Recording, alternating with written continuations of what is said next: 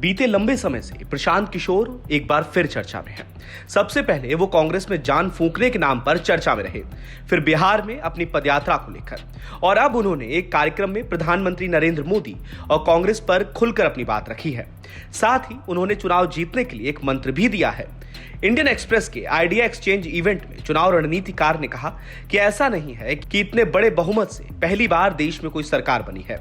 ऐसा भी नहीं है कि मोदी से ज्यादा समय तक देश में किसी ने शासन नहीं किया, लेकिन यह पहली बार देखा जा रहा है कि लोगों के दिल दिमाग को कैसे नियंत्रित किया जा रहा है।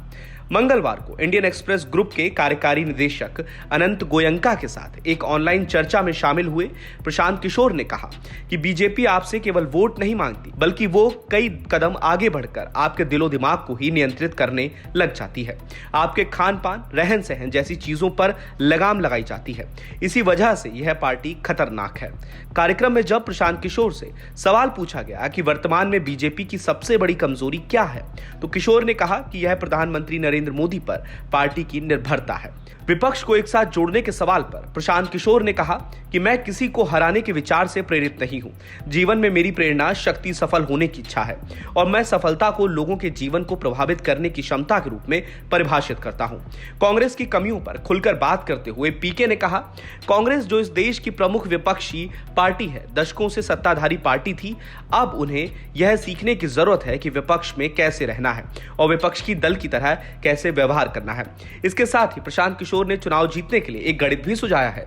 उन्होंने कहा कि चुनाव जीतने के लिए आपको 4MS सही मैसेज, विश्वसनीय मैसेंजर, पार्टी मशीनरी और अभियान के यांत्रिकी की आवश्यकता होती है। आखिर में एक जैसे कॉफी विद कैप्टन नेता को जनता तक ले जाना है। प्रधानमंत्री नरेंद्र मोदी के राजनीतिक उत्थान पर बोलते हुए प्रशांत किशोर ने कहा कि पीएम मोदी की यूएसपी उनकी लगातार विकसित होने की क्षमता है। वह अब भी ऐसा ही कर रहे हैं। देखिए कि उन्होंने राष्ट्रवाद के एजेंडे के साथ विदेश नीति की अपनी समझ को कैसे जोड़ा है। यह मतदाताओं के दिमाग पर असर करती है। इसके अलावा एक सवाल के जवाब में उन्होंने कहा कि बंगाल में बीजेपी की ठीक ठाक सीटें जीतने के साथ जीत पर वन पार्टी वन नेशन की अवधारणा सच होने जा रही है।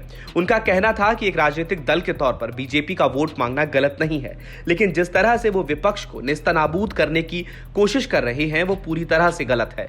लंबे समय से प्रशांत किशोर की राजनीतिक रणनीति को लेकर चले आ रहे सवाल पर उन्होंने कहा कि मैं बता दूं कि मैं कोई भी राजनीतिक दल नहीं बनाने जा रहा हूं, कोई भी नई पार्टी नहीं बनाने जा रहा हूं। हालांकि उन्होंने लोगों के बीच जाने, पदयात्रा करने और फिर लोगों से समझने के बाद राजनीतिक दल बनाने के फैसले पर विचार करने की बात कही थी। फिलहाल के लिए इसमें इतना ही। अपडेट्स के लिए बने रहिए वन इंडिया हिंदी के साथ।